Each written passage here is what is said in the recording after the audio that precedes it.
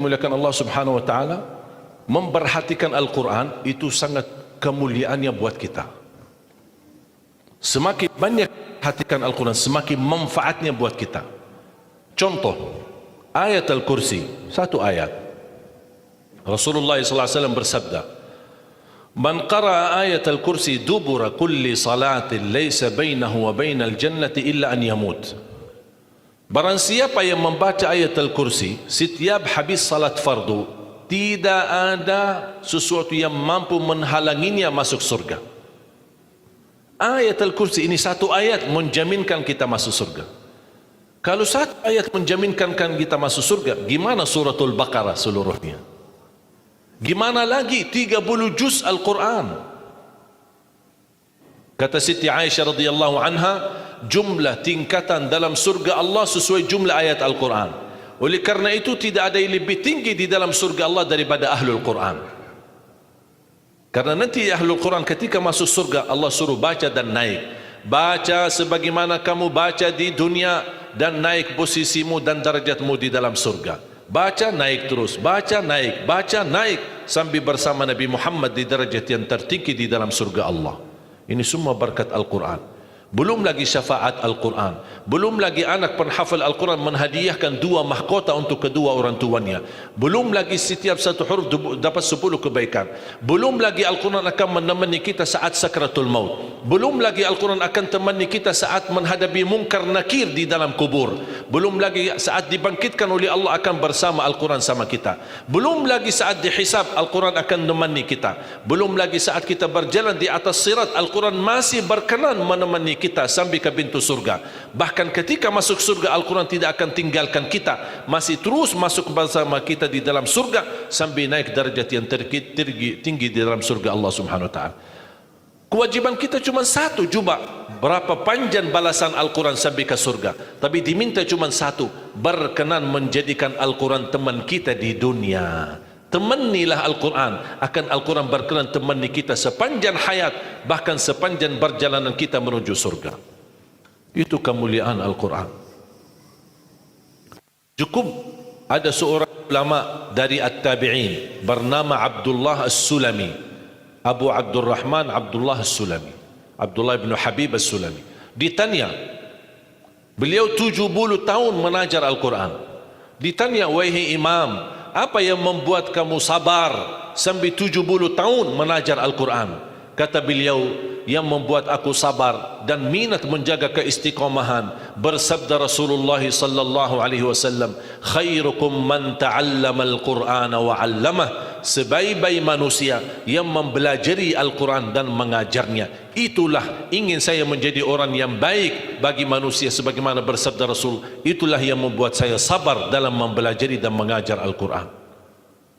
Siapa yang tidak mau jadi manusia yang terbaik menurut Rasulullah sallallahu alaihi wasallam? Itulah bersama Al-Quran. Mohon maaf, siapa Ali Jabir? Hamba yang biasa, banyak kekurangannya, yang Allah anugerahkan kemuliaan bukan karena siapa-siapa, tapi karena Al-Quran. Dihormati, didepankan, dan semua orang penghafal Al-Quran, berapapun usianya, dihormati, didepankan, dimuliakan. Semua berkeinginan bisa bersalaman. Kita melihat dan menonton acara Hafiz Indonesia, jangankan anak-anak, bahkan yang cacat luar biasa Allah tunjukkan bagaimana kelebihan Al-Quran. Yang buta bisa hafal Al-Quran, yang lumpuh badannya dan jasadnya seperti alana yang tidak bisa jalan hafal Al-Quran. Naja yang luar biasa dahsyat, otaknya terganggu tapi bisa hafal Al-Quran. Dia tidak bisa baca, kasih Al-Quran suruh baca, dia tidak bisa baca. Tapi ditanya, tes hafalannya, hafal. Berapa ayatnya? Hafal. Nomor berapa? Hafal. Kanan kiri hafal, atas bawah hafal. Allah menunjukkan kepada kita, Allah tidak akan melepaskan Al-Quran menjadi jaminan ditolong. Inna nahnu nazzalna dzikra wa inna lahu lahafizun. Kami telah menurunkan Al-Quran dan kami akan menjaganya. Di antara terjaga Al-Quran secara fisik, terjaga Al-Quran secara tulisan, terjaga Al-Quran secara suara, dan terjaga ahlul Quran, para penghafal Al-Quran. Oleh kerana itu jamaah sekalian, selalu saya mendorong masyarakat, kalau kaum muslimin muslimat di Indonesia merasa dirinya gagal menjadi penghafal Al-Quran, jangan putus asa, tetap masih anda bisa menjadi ahlul Quran.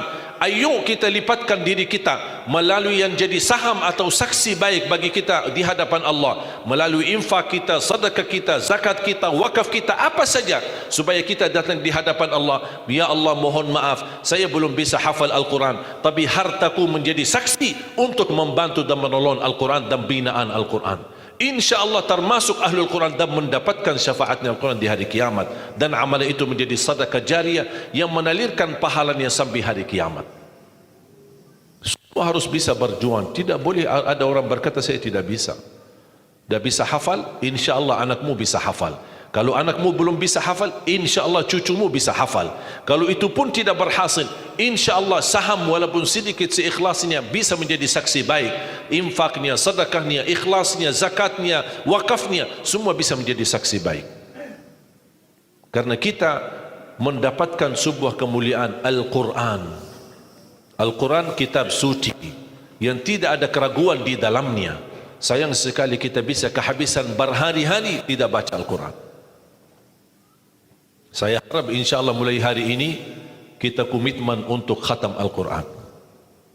Siap? Masih menunggu cara mudah untuk khatam? Saya kasih cara mudah. Ini kan Quran seperti Quran Madinah, ya, modelnya seperti ini halamannya. Sekarang sudah banyak di Indonesia seperti Quran Syamil atau Quran ini sudah mulai seperti ini, Quran Madinah, ya. Maksudnya model cetakannya dicetak seperti ini, mulai dari ayat, kalau di akhir halaman ditutupi dengan ayat. Dulu Quran lama, setiap halaman kita buka kadang-kadang ada separuh ayat di halaman kanan, sisanya di halaman kiri. Sekarang Quran Madinah tidak boleh begitu. Termasuk sudah mulai di Indonesia yang sudah disahkan oleh Kementerian Agama, disesuaikan seperti Quran Madinah. Jadi halamannya atas mulai dari ayat, kalau di akhir halaman ditutupi ayat, tidak disambungkan ke halaman berikutnya, supaya teratur. Di antara mereka susun setiap satu juz 20 halaman, dihitung seperti itu supaya rapi. Apa tujuan? Sebenarnya saya mengambil kesimpulan dari hikmah itu. Kenapa setiap juz 20 halaman? Ternyata saya bisa bentuk cara mudah mengkhatam Al-Quran. Setiap waktu salat baca 4 halaman, 4 kali 5 waktu 20, sudah khatam 1 juz. Jadi kalau khatam tidak harus sekaligus. Jangan habis ceramah anda posisi iman yang mulai naik, semangatnya luar biasa, pulang ke rumah baca Al-Quran 1 juz, besoknya masih semangat baca 2 juz, 3 juz dan seterusnya. Begitu menurun semangat tidak baca 1 tahun. Tidak boleh terlalu semangat, tetap semangat tapi diatur semangatnya. Standar 1 juz, tidak usah berlebih-lebihan.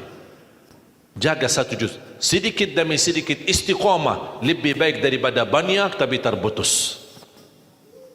Dan itu bersabda Rasulullah SAW, khairul amali adwamahu wa inqal, sebaik-baik amal sedikit tetapi istiqamah daripada banyak tapi terputus. Makanya setiap waktu salat baca 4 halaman, 4 kali 5 sudah 20. Kira-kira cocok? Hah? Siap bu? Mau fikir dulu ya? Kira-kira mau nggak lebih mudah lagi? Masih mau lebih mudah lagi ya? Insya Allah masih ada, jangan khawatir, masih ada. Sebelum salat baca 2 halaman, habis salat baca lagi 2 halaman. Gimana kira-kira cocok? 2 halaman sebelum salat. Kalau 4 halaman sekaligus terlalu berat, tak apa-apa, bagi 2. 2 halaman sebelum salat, 2 halaman sesudah salat. Jadi berapa? 4 dikali 5 waktu berapa jadi? 20, sudah khatam 1 juz. Kira-kira siap? 2 halaman. 1 kertas.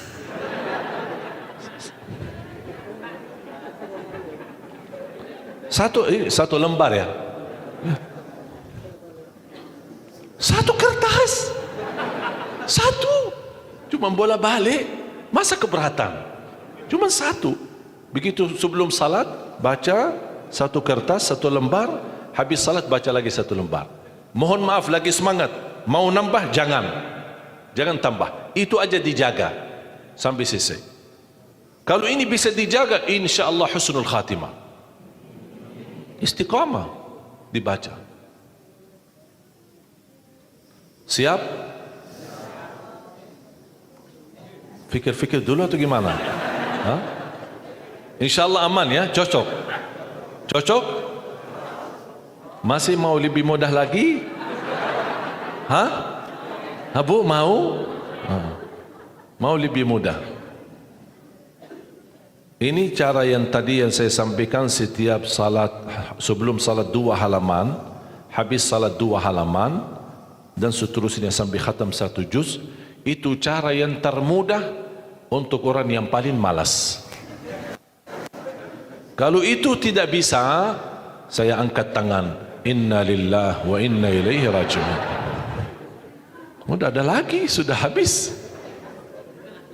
Malu kita sama Allah jamaah sekalian. Wallahi waktu kita banyak. Ketika saya berhasil khatam 10 jam bisa khatam 30 juz. Allah kasih 24 jam. Masa kita tidak bisa 1 juz? Saya tidak minta 30 juz dalam 10 jam. Saya minta 1 juz dalam 24 jam. Dan saya nasihati, kalau ketika anda baca, jangan suka lihat halaman belakang. Itu yang membuat banyak berat.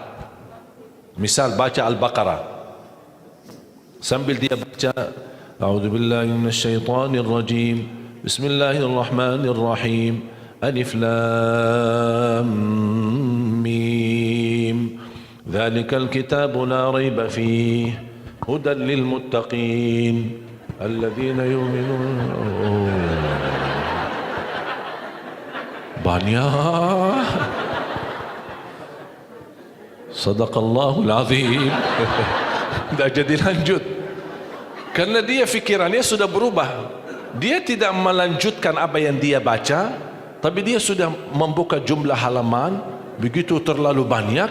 Aduh ya Allah. Bukan saya tidak mau, masalah tidak ada waktu. Alasannya tidak ada waktu. Padahal kalau dia lanjut, ada kesibukan, tidak apa-apa, berhenti. Berhasil 2 halaman, berhenti. Ada urusan, aktivitas, ada tamu di rumah, tidak apa-apa. Layani sebentar, habis pulang, lanjut lagi. Walaupun 1 halaman, walaupun separuh halaman, tidak apa-apa. Tunjukkan yang terbaik, walaupun itulah kemampuanmu. Tunjukkan. Ya Allah, mohon maaf, kemampuan saya cuma separuh halaman. Tidak apa-apa. Allah senang apapun yang kita kasih, Allah senang asal istiqamah. Allah suka. Allah tidak minta yang banyak, Allah minta yang terbaik.